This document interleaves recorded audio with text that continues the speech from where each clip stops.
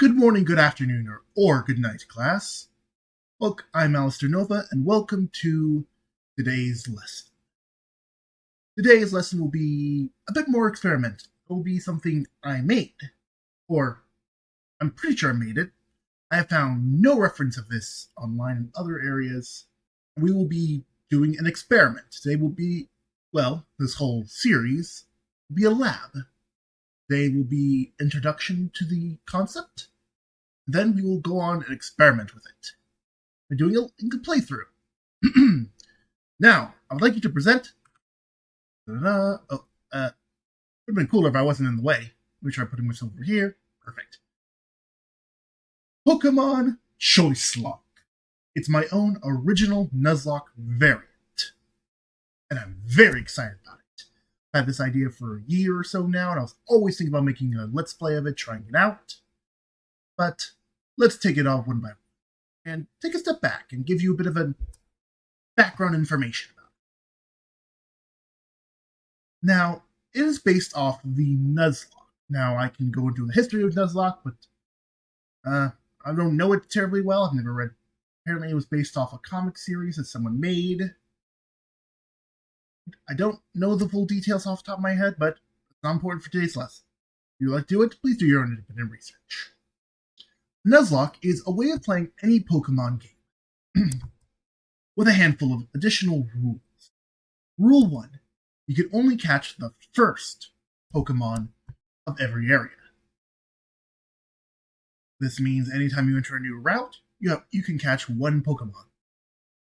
If you enter a cave, that's a Pokemon. Cave floor, that's a Pokemon. Now, you probably realize that this means there's a finite of Pokemon you can get in every game. Let me continue. Rule 2. You must nickname every Pokemon you catch. Even if you think you're not going to use it, you have to at least give it a nickname. You can give it even a bad nickname. A nickname that says, this Pokemon sucks.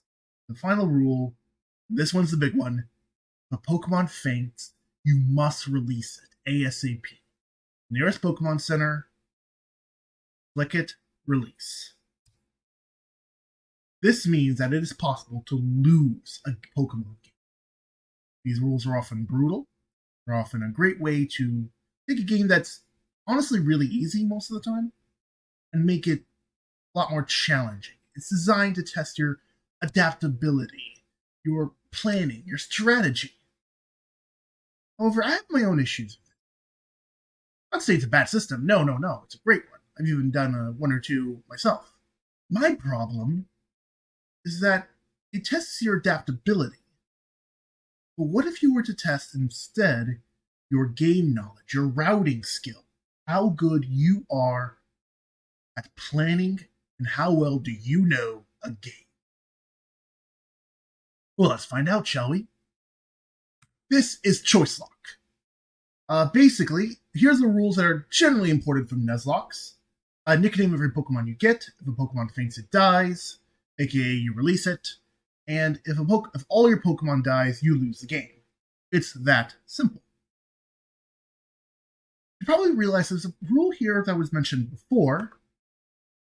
You can only catch first Pokemon every area. Isn't in this. That is because of the new rule. Well, there are a handful of new rules.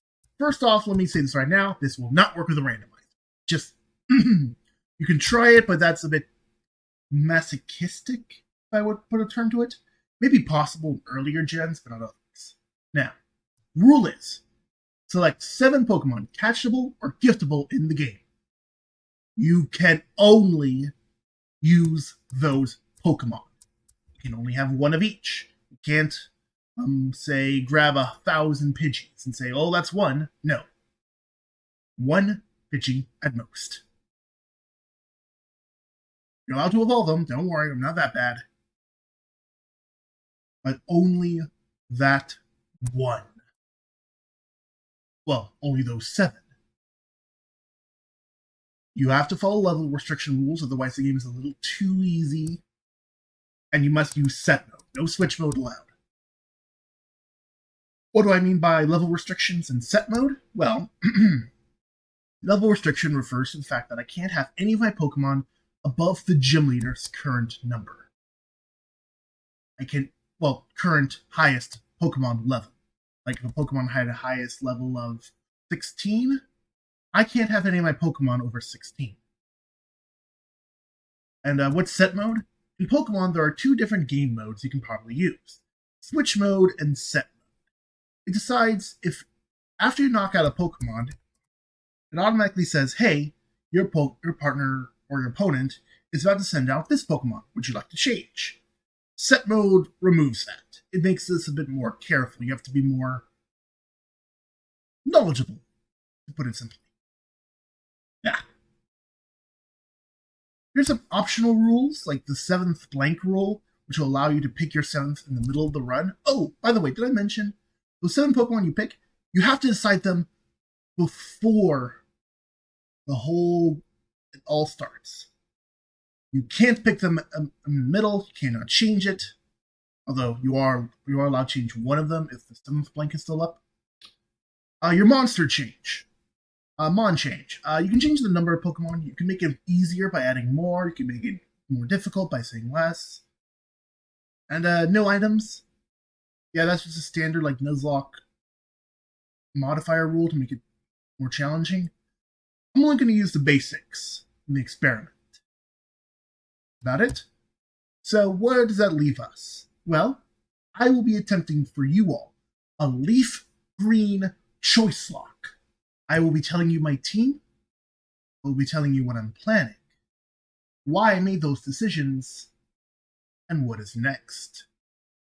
And then I will release the first episode of the playthrough. Wish me luck. What? I never said it wasn't going to be this video. Hello, this is my team and plans. My leaf green Choicelocke. Now, why did I choose leaf green? I wanted an easy one to start off with, something that's very recognizable, even ground, and Kanto is by far the most recognizable one, and why I chose leaf green instead of fire red? Well, I'll get to that in a minute. So, major things to consider. These are the main challenges I'm going to have to face. The gym leaders in Elite Four, the Team Rocket, and the most challenging problem, the rival. For this, the rival is going to be the toughest thing. It's going to have a lot of varying things, and as you can see, it's going to be a very good, well-rounded team. For Gym Leaders in Elite Four, you can, more often than not, come up with a single team to deal with all of the opponent, or single mon, deal with all of your opponent's problems. That doesn't exist for the rival. No. He has a very balanced team because it has to be difficult. He was a lot of the problems in planning. Now, my starter. Picking your starter is important. It's one of the 7. It's the first choice you make in the game. Now, at first glance, the area you'd most look at first is typing. That was my focus around this entire game, typing. That's how I wanted to start. If this Choicelocke fails, then I'll be able to learn from my mistakes. I'll be able to focus on stats more later. My main focus was typing. Now, in terms of typing, it seems like Bulbasaur would be the best choice. He has advantage against 4 of the gym leaders and deal with quite a few Pokemon from Lorelei and Bruno, 2 of the Elite Four. I mean, he's grass and poison. That's super effective to rock, water, grass, ground. It's amazing. Don't choose him. While he does look like he'd be a good option, he's not as good an option as you probably think he is. Because, well, this is the first problem of Choicelocke. The first challenge, if you will. Routing. Man, my voice keeps breaking today.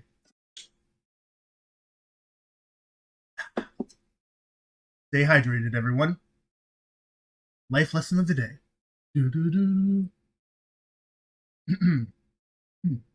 Now, routing. What is routing?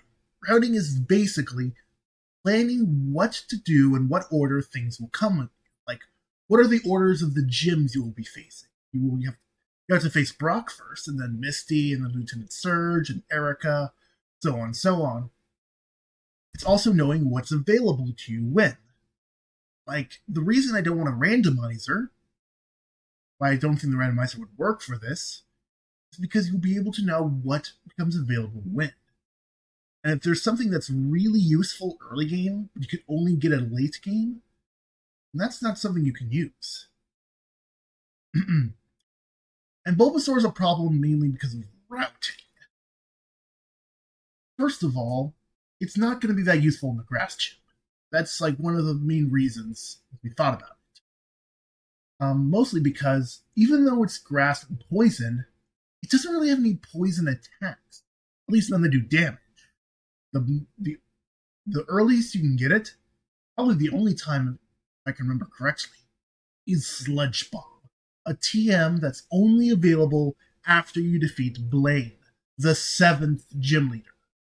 And also, it's kind of bad early game. Like, maybe not against the gym leaders, but a lot of Viridian Forest where you'll be doing a lot of early game grinding will be bug and poison types, which are both super effective against Bulbasaur.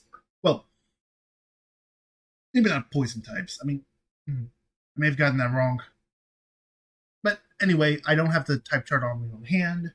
Probably should for when I do the Let's Play, but anyway, the moveset is also problematic. In Choicelocke, you have a limited number of options. So, you basically only have grass and normal attacks. Normal attacks has 0 coverage. Like, they are there just to be... they're the most basic. And grass attacks are useful, but not as useful as we'd like, especially because so much of this is just not the best starter, according to what I... Even though he's my favorite of the Kanto starters, I have a soft spot for the guy. I can't put him as my starter in this one. I apologize. Yeah, I know you're sad about that too, Flane. I decided to go for Squirtle. I'll name it Blue. I like naming cover art Pokemon based off the game they're from, like, Blastoise was from Pokemon Blue, Charizard was from Pokemon Red, Venusaur is Pokemon Green, so forth and so forth. Now, Squirtle is useful against rock, fire, and ground types. That is amazing. That is pretty good. Helps out against the first gym.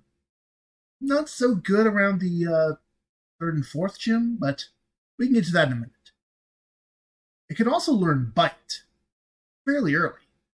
A really good dark type attack, especially because of its flinching ability.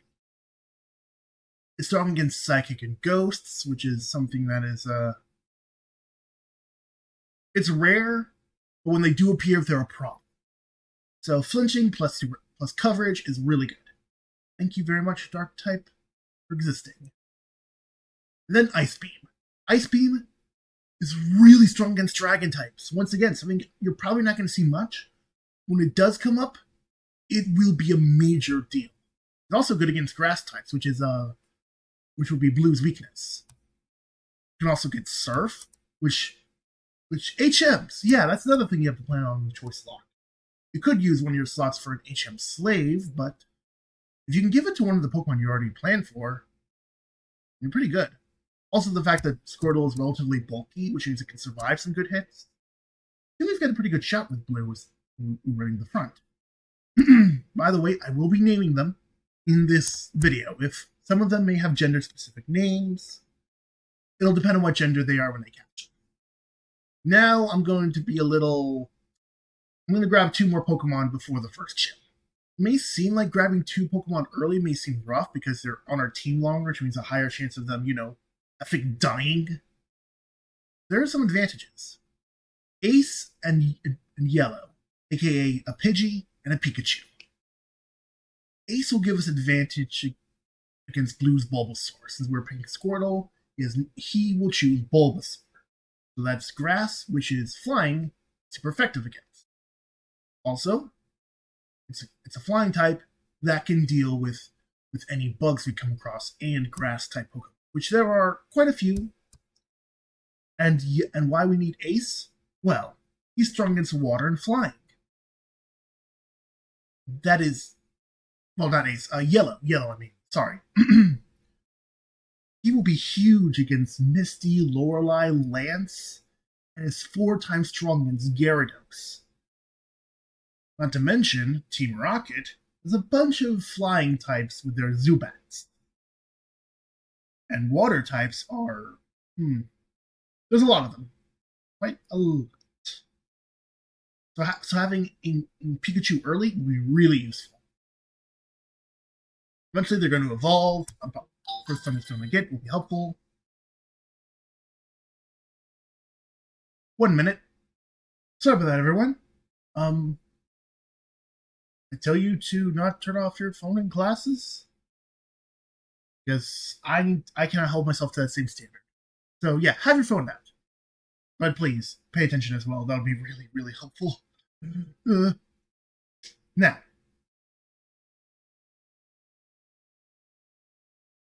all right. Sorry, I lost my place for a moment. I'm back. Let's do this. All right, we've got a pretty good team so far, don't we? There's even that optional rival battle you can have right after. I don't remember if it's before. I think it's before or Brock. It'll be easy with Yellow and Ace on our side, and Blue will be able to take out Brock, and Yellow can defeat Misty. And if we want to have Blue have some love, we can have him to go against Star. Now we have coverage against a lot of stuff. Now don't mind that wall of text. I realized there was a mistake. I didn't fix it. I apologize. We basically have so much coverage. Fire, ground, rock, psychic, ghost, grass, bug, flying, water. We're good. However, there is one problem that is still persisting that may be major. Rattata. I have no solution for Rattata. You probably think, well, that's not a big deal. It is. Very much is. Because Raticate, the whole Rattata line, it's Hyper Fang at level 18. A stab 80 power attack. The only solution to this would be a ghost or fighting type, and ghosts aren't available. I really want to save a fighting type till we get to the dojo. So I'm going to have to take that risk. That is a risk I'm going to have to take, and I don't like it. But on the plus side, once we get Cerulean, we can get Dig after saving Bill. That'll be useful for ground type attacks. Speaking of ground type, Sandshrew, or Sandrew, or Sandra, if it's a girl. Throughout this guide, I'll be referring to him as Sandrew. Points of view if you get that reference. It's electric type's only weakness. It's a strong fighter against poison and steel. I mean, we're not going to see steel, but it's also good against fire and rock types. It's also the reason I picked Pokemon on Leaf Green, so I can get a Sandshrew. I could have gotten a Diglett, but I wanted a Sandshrew more. And it's basically the only ground type available before Surge. We have that Dig from Bill. That's going to be very useful. You can get as early as Route 4, but you can get basically any time before facing Surge. It'll be really, really useful. And now for what I think is going to take the most amount of time.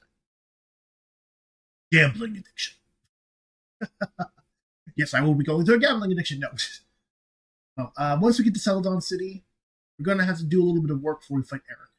While we could get through most of the game, we lack any defense against Dragon types, and we most of all lack HM Slate.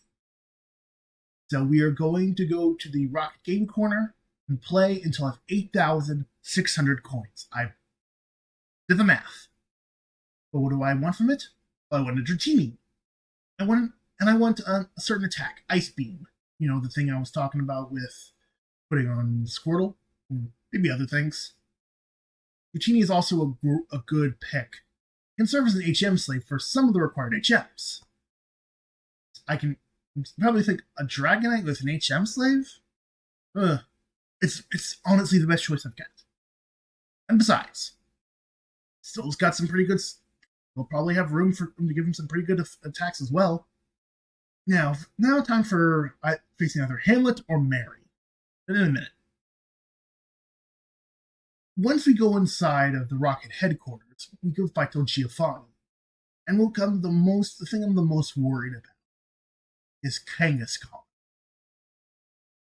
I don't have a good option for her. Then, how do you refer to Kangaskhan? You have the mother and the child. Child part of it.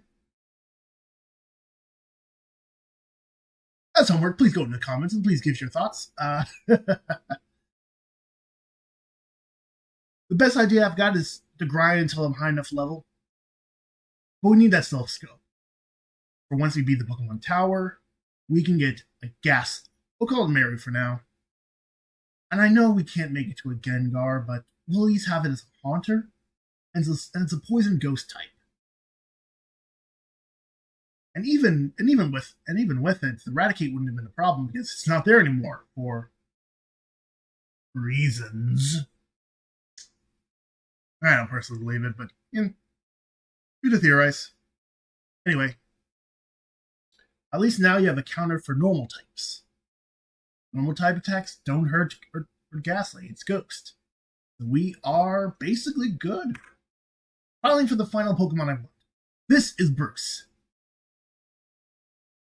With our Ghost type Haunter, or Mary,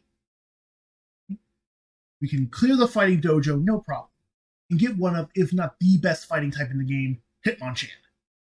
Admittedly, Hitmonlee is a bit better when it comes to sweeping, but with Hitmon, got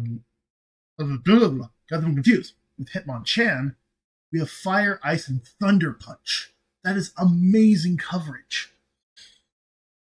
And that last slot can go for a fighting type attack.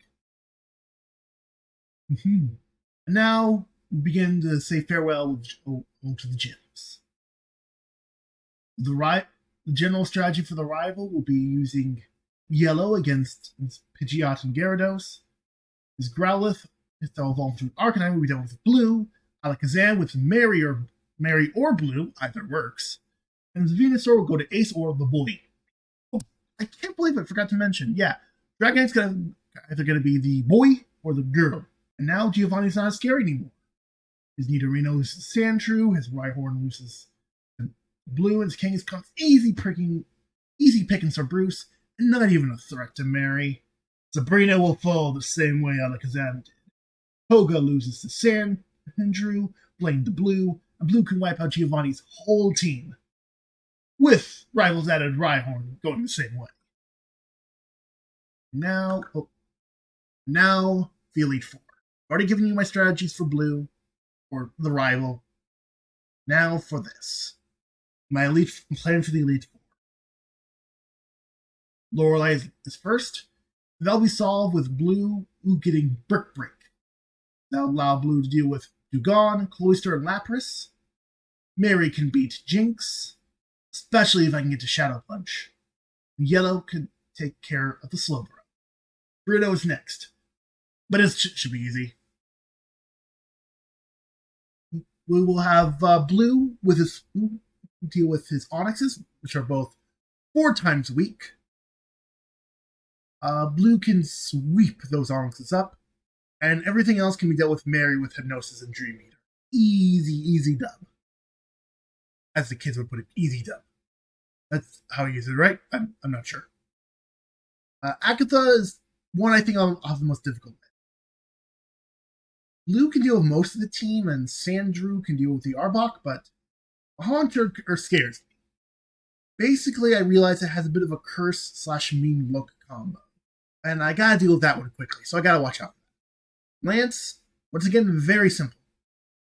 Ice Beam the Dragonairs and Dragonite with Blue, Thunderbolt the Gyarados and Aerodactyl with Yellow, and beat the game. Being a set.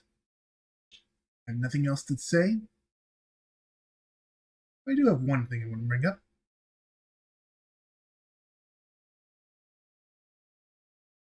I cannot wait. This is the first time I'm going to be doing a Let's Play. I'm really excited. I'll catch you all later. Next time we meet, we'll be doing the lab. If you want to do your own, just let me know. Tweet at me, let me know you're doing it. As always, that's the bell. You all are dismissed. Mhm.